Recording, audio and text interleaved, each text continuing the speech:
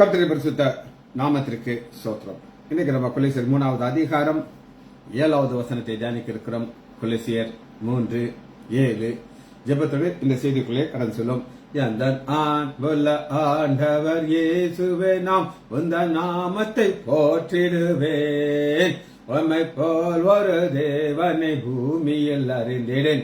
உயிர் தந்த தெய்வமே நீர். உம்மை போல் ஒரு தேவனை பூமியில் அறிந்திடேன். உயிர் தந்த தெய்வமே நீர். ஆனந்தம் ஆனந்தமே அலும் பகலிலும் பாடிடுவேன். இயேசுவே எந்த நாருயிரே, இயேசுவே எந்த நாருயிரே. பெற்ற தாயும் என் தந்தையுமானவரே, மற்றும் எல்லாம் எனக்கு நீரே. பெற்ற தாயும் என் தந்தையுமானவரே, மற்றும் எல்லாம் எனக்கு நீரே. வானம் பூமியும் யாவையும் மாறிடினும் நீரோ வாக்கு மாறாதவரே. வானம் பூமியும் யாவையும் மாறிடினும் நீரோ வாக்கு மாறாதவரே. ஆனந்தம் ஆனந்தமே அலும் பகலிலும் பாடிடுவேன். இயேசுவே எந்த நாருயிரே. பெற்ற தாயும் என் தந்தையுமானவரே, மற்றும் எல்லாம் எனக்கு நீரே. பெற்ற தாயும் என் தந்தையுமானவரே, மற்றும் எல்லாம் எனக்கு நீரே. வானம் பூமியும் யாவையும் மாறிடனும் நீரோ வாக்கு மாறாதவரே. ஆனந்தம் ஆனந்தமே அலம் பகலிலும் பாடிடுவேன். இயேசுவே எந்த நாருயிரே. உயர் அடைக்காலத்தில் என்னை வைத்தவரே, உந்த நாமத்தை நம்பிடுவேன். உயர் அடைக்காலத்தில் என்னை வைத்தவரே, உந்த நாமத்தை நம்பிடுவேன். உம்மை போல் ஒரு தேவனை பூமியில் நம்பிடேன். உயிருள்ள தெய்வமே நீர். உம்மை போல் ஒரு தேவனை பூமியில் நம்பிடேன். உயிருள்ள தெய்வமே நீர். ஆனந்தம் ஆனந்தமே அலம் பகலிலும் பாடிடுவேன். இயேசுவே எந்த நாருயிரே, இயேசுவே எந்த நாருயிரே. பான்வெள்ளியுமோ பெரும் பேர் புகழோ பண ஆஸ்தியும் வீணல்லவோ. பான்வெள்ளியுமோ பெரும் பேர் புகழோ பண ஆஸ்தியும் வீணல்லவோ. பரலோகத்தின் செல்வமே என் அருள் இயேசுவே போதும் எனக்கு நீரே. பரலோகத்தின் செல்வமே என் அருள் இயேசுவே போதும் எனக்கு நீரே. இயேசுவின் நாமத்தினாலே ஜெபங்கள் பிதாவே, ஆமென். கர்த்தருடைய பரிசுத்த நாமத்திற்கு ஸ்தோத்திரம். Balasundari praise the Lord. Arokiyaraj brother praise the Lord.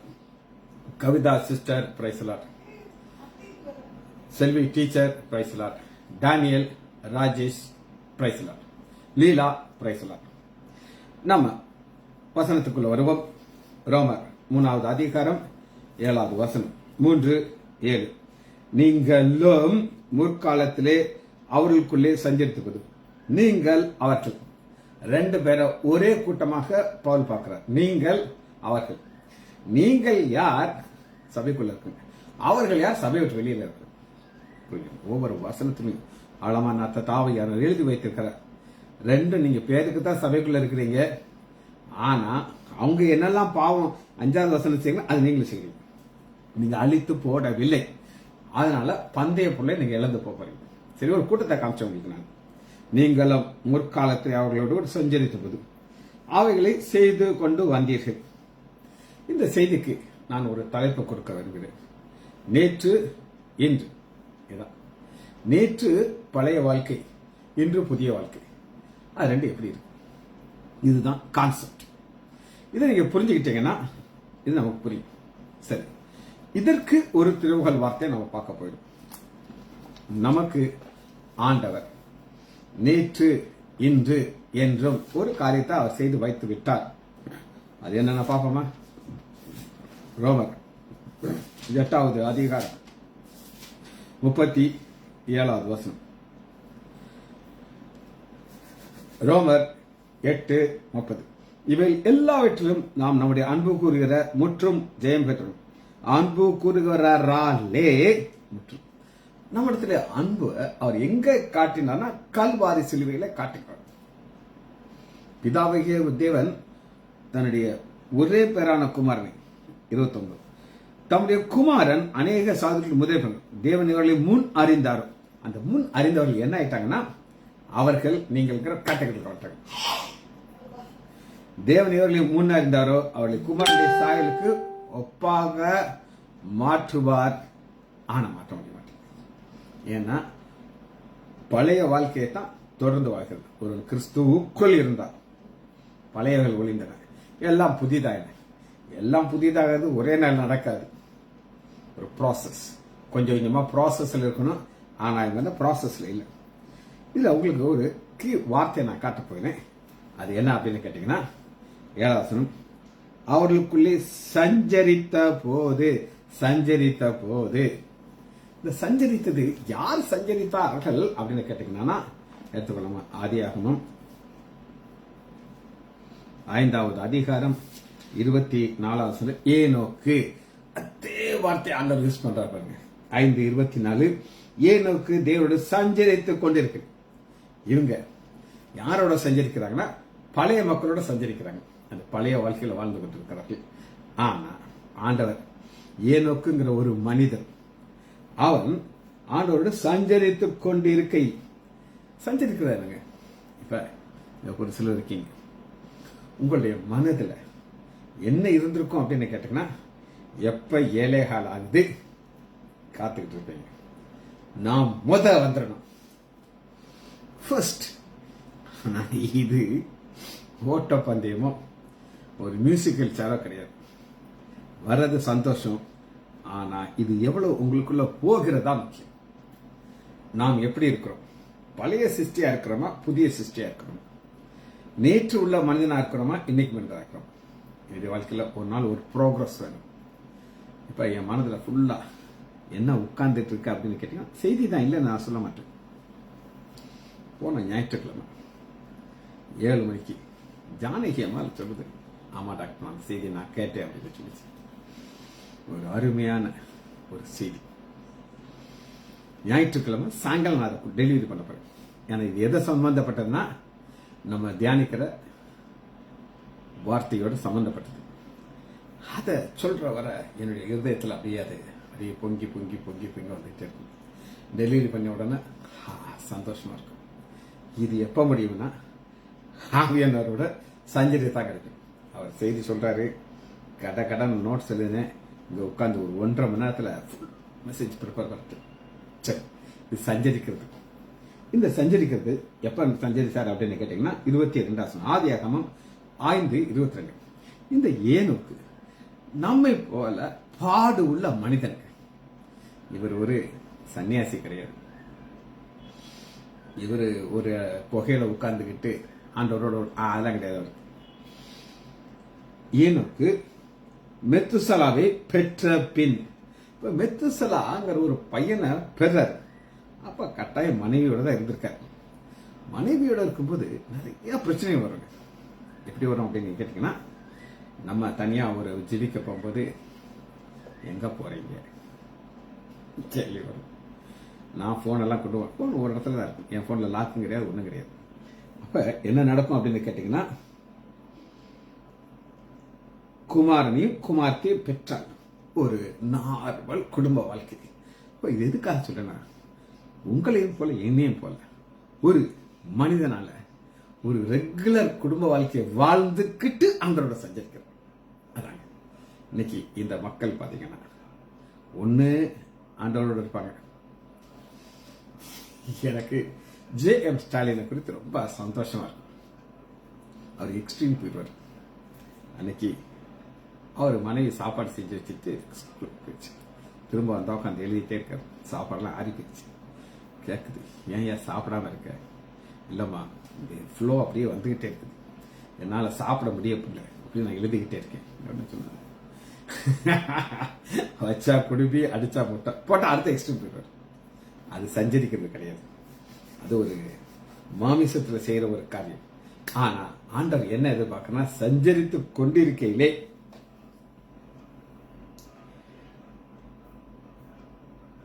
24. ஏனோக்கு தேவனோடு சஞ்சரித்துக் கொண்டிருக்கிறே காணப்படாமல் போனான், தேவன் அவரை எடுத்துக்கொண்டார்.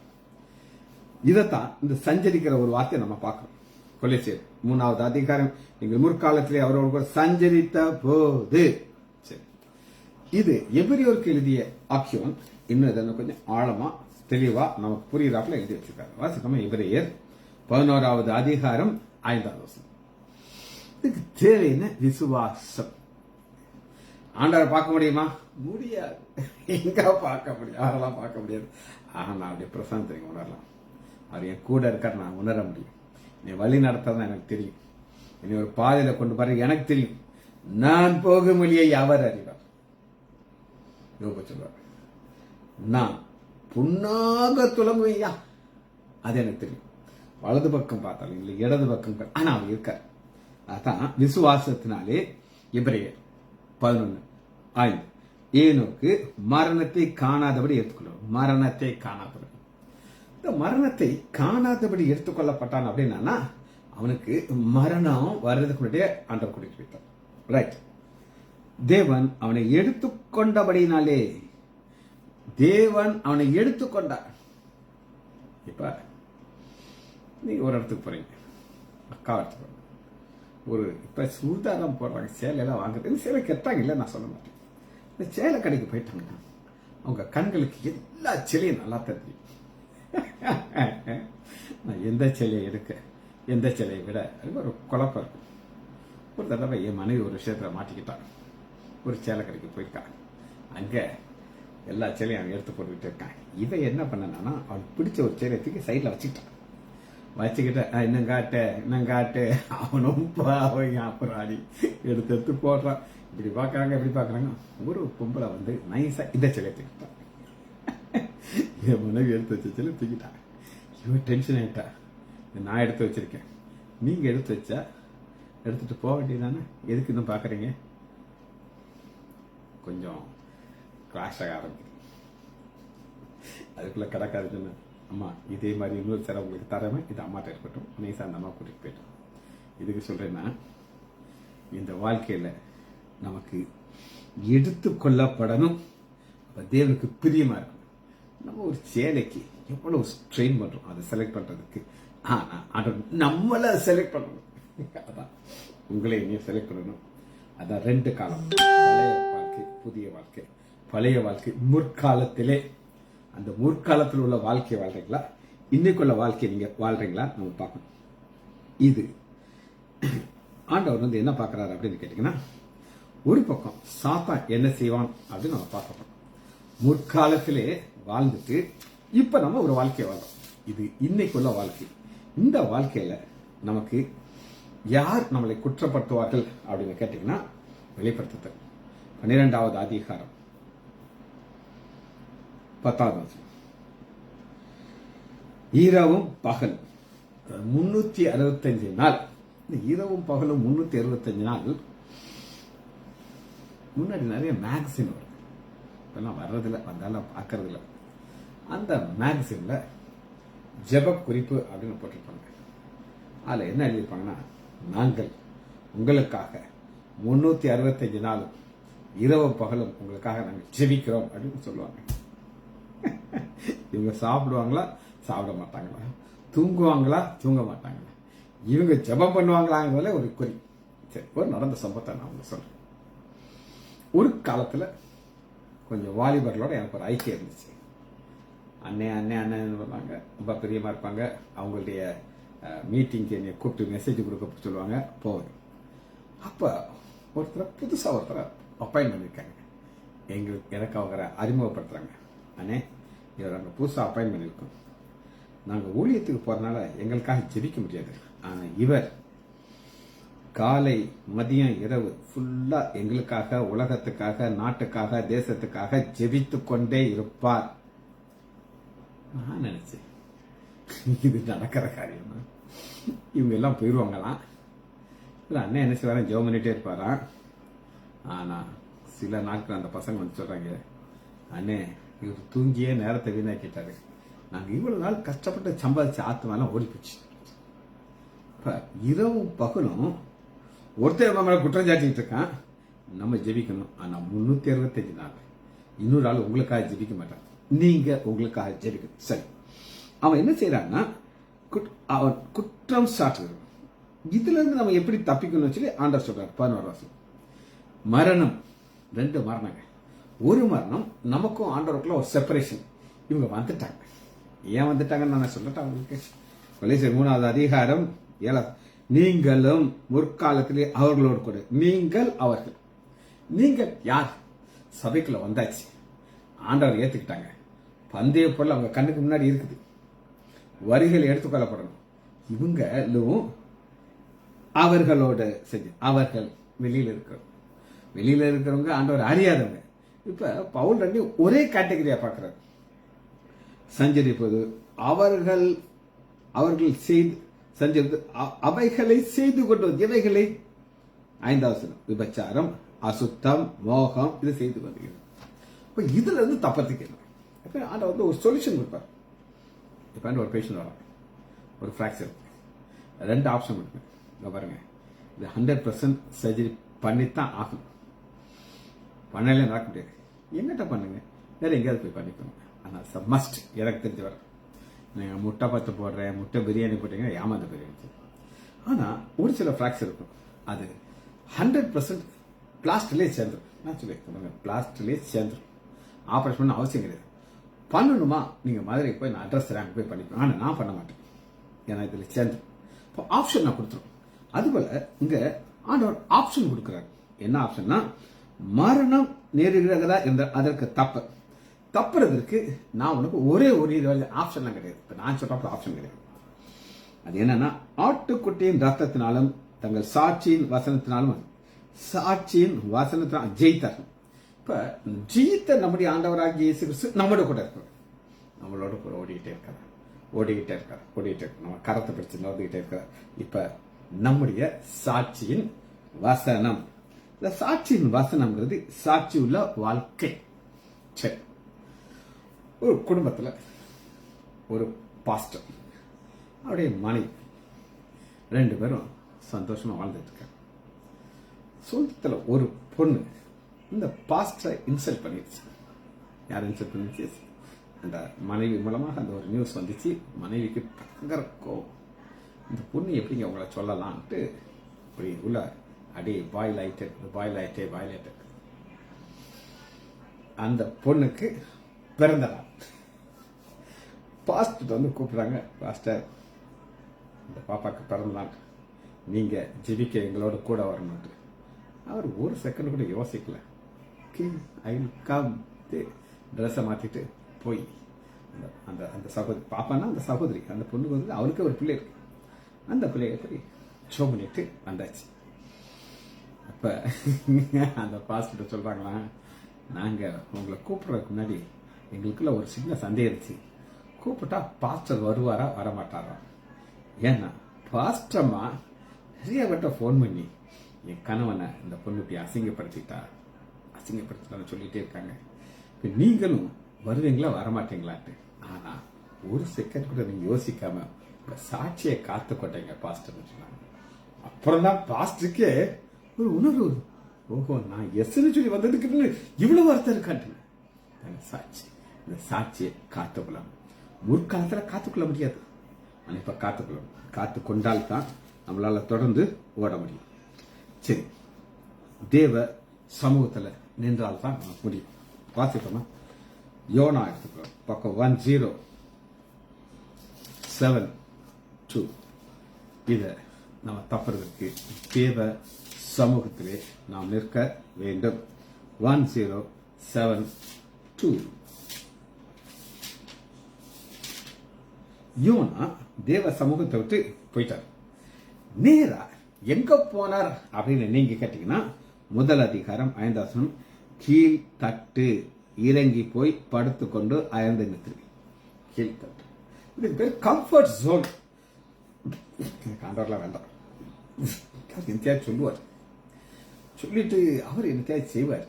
நமக்கு வேண்டாயா. கீழ்த்தட்டுங்கிற ஒரு கம்ஃபர்ட் ஜோன் நம்ம உட்கார்ந்துட்டு இருக்கோம். இது முன்காலத்துல உள்ள ஒரு வாழ்க்கை. ஆனா ஆண்டவனை கீழ்த்தட்டுல இருந்து மேல் தட்டுக்கு கொண்டு வர வேண்டியிருக்கு. எங்க கொண்டு இருக்கு? மேல் தட்டு.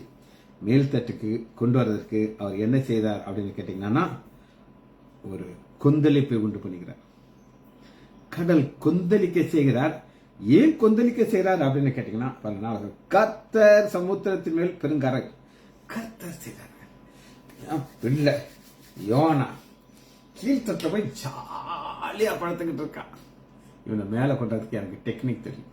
அது என்னது? கர்த்தர் சமுத்திரத்தை வரவிட்டார், உடைக்க செய்கிறார், பெரிய கொந்தளிப்பை உண்டு பண்ணுகிறார். யோனா கீழ்த்தட்டிலிருந்து மேல் தட்டுக்கு வரணும். கீழ்த்தட்டிலிருந்து மேல் தட்டுக்கு வந்துட்டு அடுத்து சொல் பேச்சு கேட்கல, ஒரு மீனை உண்டாக்கிறார். அந்த மீனை வாயில தூக்கி போட்டு கக்க வைப்பார். இதெல்லாம் தேவையா? நம்ம கீழ்த்தட்டுக்கு போகாம தேவ சமூகத்தை விட்டு போகாம இருந்தானா இந்த பிரச்சனை வராது. சரி,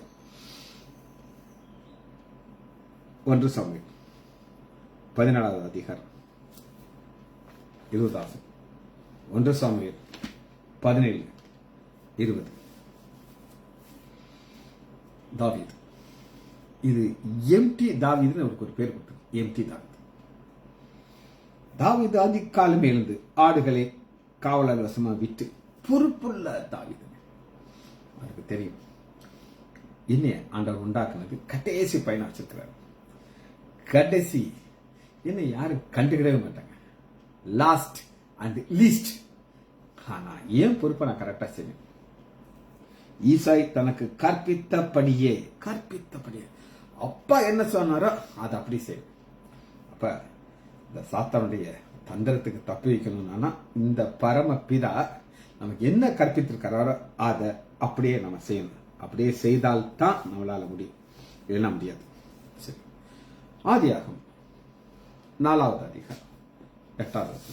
ஆதியாகமம் 4:8. ஆபேல் காயின். ஆபேல் காயின் 2 சகோதரர்கள். ஆபேல் நல்லவன், ஆண்டோட சாட்சி பெற்றிருக்கிறான். ஆனா காயின் என்ன செய்வான் அப்படின்னு கேட்டீங்கன்னா, நைஸா கூட்டிட்டு போவான். எங்க கூட்டிட்டு போவான் அப்படின்னு கேட்டீங்கன்னா, வயல்வெளிக்கு வான்னு கூடும்போது ஆபேல் ரொம்ப சந்தோஷமா இருந்திருக்கும். என்ன கூப்பிடுறாரப்பா, நான் போவேன்னு சொல்லி. ஆனா அங்க போய் கொண்டு விடுவான். அப்ப நம்மள சாத்தா ஒரு இடத்துக்கு கூட்டிட்டு போவோம். இன்னைக்கு நமக்குள்ள ஆபேல் இருக்காங்க, காயின் இருக்காங்க. முற்காலத்தில் இருந்தது காயின், இப்ப இருக்கிறது ஆபேல். 2 பேர்ல நமக்கு என்ன செய்யணும் அப்படின்னு கேட்டீங்கன்னா, நமக்கு யார் நம்மளோடு பேசுகிறாங்க. காயின் கூப்பிடுறானா நமக்கு தெரியணும், இந்த இடத்துக்கு போனா நான் பிரச்சனையில மாட்டிக்கிடுவேன் அப்படின்னு சொல்லி. அது கூப்பிட நல்லா இருக்கும், நல்லா இனிமையா இருக்கும். எப்படி இனிமையா இருக்கும் உங்களுக்கு காட்டட்டா? அப்போஸ்தலர் 16வது அதிகாரம் 16. அப்போஸ்தலர் 16 கூப்பிடும்போது எப்படி நல்லா அப்படியே ஸ்டைலா தான் இருக்கும். ஒரு குறி சொல்ற ஆதி பவுலை பார்த்து எப்படி கூப்பிடுது அப்படின்னு கேட்டீங்கன்னா,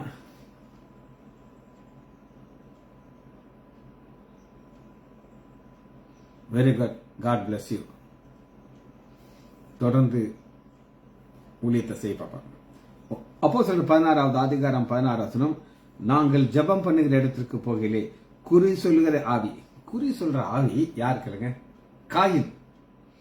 சூப்பரா இருக்கும். என்ன சொல்றா அப்படின்னு கேட்டீங்கன்னா, அவள் பவுலையும் எங்கள் பின் வருகிறவர்களையும் பார்த்து, இந்த மனுஷர் உன்னதமான தேவனுடைய ஊழியக்காரர். நல்லா இருக்கா? நல்லா இருக்கு. அடுத்து பாருங்க, ரட்சிப்பு நூலை நமக்கு அறிவிக்கிறார். அவளையும் சேர்த்தான் சொல்றான். ஆனா பவுலுக்கு தெரியும் இது காயின் சவுண்டு, இதை துரத்தணும்னு சொல்லி இயேசு நாமத்தில் கட்டளையிட்டான். அது உடனே போயிடுச்சு. பவுலுக்கு தெரியும் இது குறி சொல்ற ஆவி.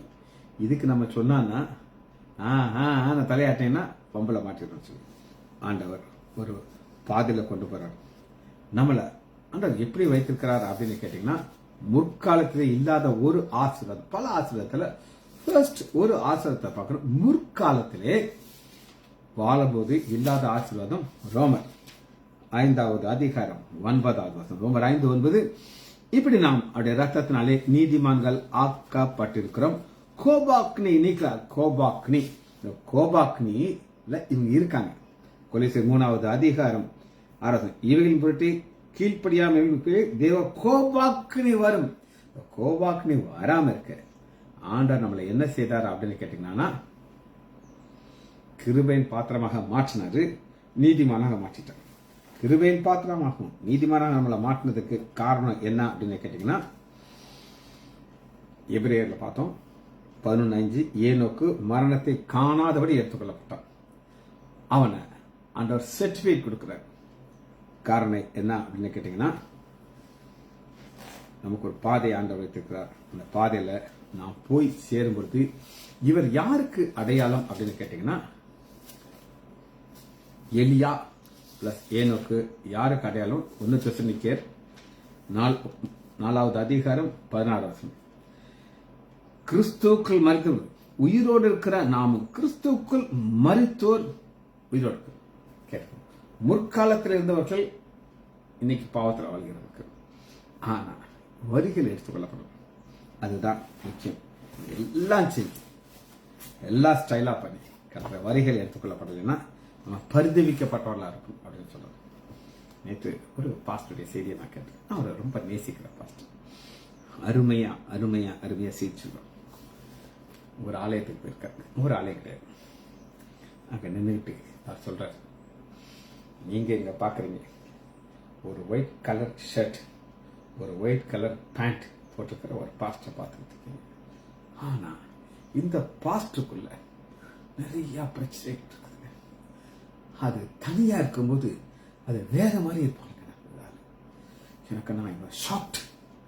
எப்படி தைரியம்? நாங்கெல்லாம் சொல்லுவோம் உலகத்திலே மோசமான டிக்கெட் நான் தானே பல முறை சொல்லி உங்களுக்கு காதெல்லாம் போர் அடிச்சிருக்கும். ஆனா மிக மிக அருமையாக தனக்கு உள்ளதை தைரியமா சொன்னவர் அவர். இதுதான் போராட்டம். ஆனா நமக்கு சாட்சி கொடுக்கிற ஆண்டவர் நமக்கு இருக்கிறார். காரணம் என்ன அப்படின்னு கேட்டீங்கன்னா, எபிரேயர் 11:5. விசுவாசத்தினாலே ஏனோக்கு, விசுவாசத்தினாலே ஏனோக்கு. அந்த விசுவாசம் இருந்தனால்தான் காணக்கூடாத தேவனோட நான் பார்க்க முடியுமா? முடியாது. ஆனா சஞ்சரிக்கிறார். தேவன் அவனை எடுத்துக்கொண்டபடினாலே எடுத்துக்கொள்கிறார். ஏன் எடுத்துக்கொண்ட? எனக்கு பிடிக்கும். நீங்க போறீங்க, உங்களுக்கு பிடிச்சமான ஒண்ணு இருக்குது, அது நீங்க வாங்குறீங்க, உங்களுக்கு எப்படி இருக்கும்?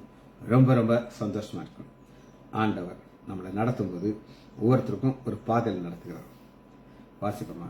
ஆதியாகமம் 35வது அதிகாரம். ஆதியாகமம் 35:2. இப்ப யாக்கோபு எங்க போகணும்னா பெத்தேலுக்கு போகணும். பெத்தேலுக்கு போவோம் வாருங்கள். எனக்கு ஆபத்து நாளிலே என் விண்ணப்பத்திற்கு உத்தரவு கொடுத்து நான் நடந்த வழியிலே என்னோட கூட இருந்த தேவன். நான் நடந்த வழியிலே என்னோட கூட. இதுதாங்க நம்ம ஒரு பாதையில் நடக்கும். அங்க நம்மளோட ஆண்டவர் கூட நடக்கிறார் அப்படின்னு ஒரு நிச்சயம் நமக்கு இருக்கும். நிச்சயம் இல்லைன்னா பிரயோஜனம் இல்லை. அப்பொழுது யாக்கோபு என்ன சொல்றாருன்னா, உங்களிடத்தில் இருக்கிற அந்நிய தேவர்களை விலக்கப்பட்டு சுத்தி பண்ணுங்கள். காரணம்னா ஆண்டவர் அங்கே ஒரு பலிபீடத்தை உண்டாக்கு. எனக்கு நாம் இந்த நாம் மனைவி பிள்ளைகள். எனக்கு யாக்கோபு. யாக்கோபுங்கிற ஒரு நபர் மூலமாக ஒரு கூட்டத்தாருக்கு ஒரு ஆசீர்வாதம் கிடைக்கும். எனக்கு கிடைத்த ஆசீர்வாதத்தினால எனக்கு கிடைச்ச ரட்சிப்பு, எனக்கு கிடைச்ச ஊழியம், எனக்கு கிடைச்ச வெளிப்பாடு, நான் போகிற பாதையில நீ ஆண்டவர் கொண்டு போயிடுவார். ஒரு சிலர் நான் கூட கூட்டிட்டு போறேன். அது நீங்கள் தான். என் மனைவி, என் பிள்ளைகள், பேர பிள்ளைகள்லாம் என்னோட கூட வருகிறார்கள். இப்படி போகிறதுக்கு ஒரு சில நேரம் சில பிரச்சனைகள் நம்மளை அறியாமலே வந்துடும்.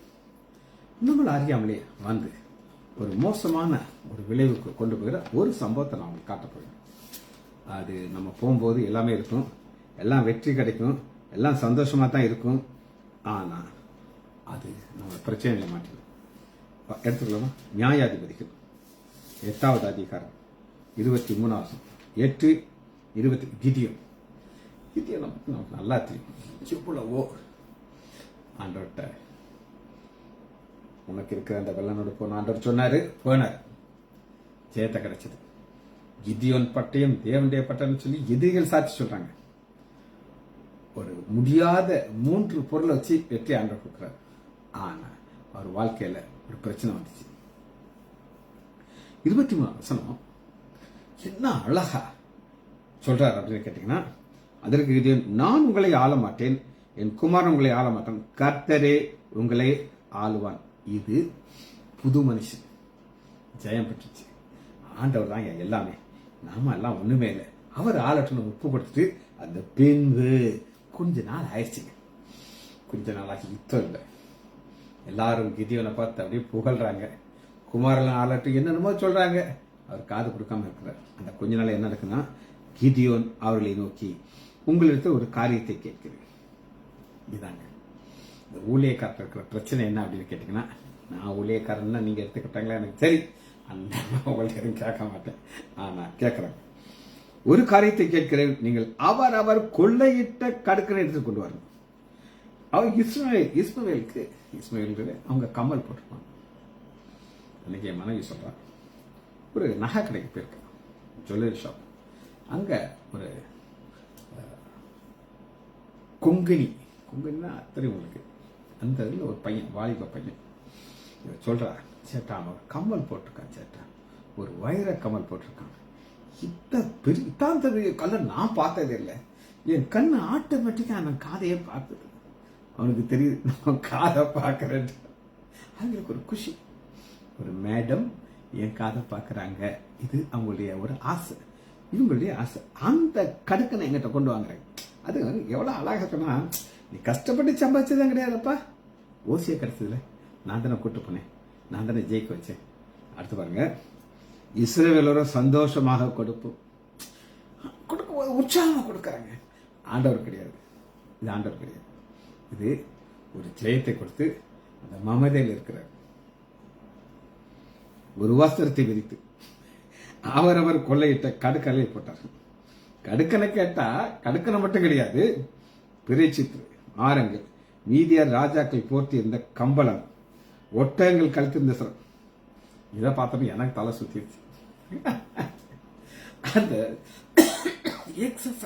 அவங்களுக்கு இருக்கிற நெக்லஸ் எல்லாத்தையும் என்ன செய்றாங்க, அந்த ஒட்டகத்தை கழுத்துல மாட்டி வச்சுட்டாங்க. ஒட்டகத்துக்கு தெரியுமா? ஒட்டகத்துக்கு தெரியாது. ஆனா இவங்களுக்கு பார்க்கும்போது, நான் கடுக்கன் போட்டிருக்கேன், நான் நெக்லஸ் போட முடியாது, ஆனா என் ஒட்டகத்தை போட்டிருக்கேன். எல்லாத்தையும் கொண்டு வந்து ஏறக்குறைய 1700 ஷேக்கல் பொண்ணா இருக்குது. அதனால கிதியோன் ஒரு ஏபோத்தை உண்டு அதை ஓப்ராவில் வைத்தான். இஸ்ரேல் எல்லாரும் அதை பின்பற்றி சோரம் போனார்கள். கிதியோன் அவன் வீட்டாருக்கு கன்னியா இருந்தது. நான் சொல்ல விரும்புகிறேன். ஜெயம் கிடைச்சிருச்சு. நான் எத்தனையோ மெசேஜ் நான் போட்டுட்டேன். நான் செய்தியை கொடுக்கறதுக்கு மக்கள் கேட்டுட்டு இருக்காங்க. மமதை வரக்கூடாது. நாம் நிர்மூலமாகாதபடி இருப்பது கர்த்தருடைய கிருபையே. நம்முடைய இரக்கங்களுக்கோ முடிவில்லை. முடிவில்லாத இரக்கத்தோடு ஆண்டவர் நம்மளை பார்க்கிறார்.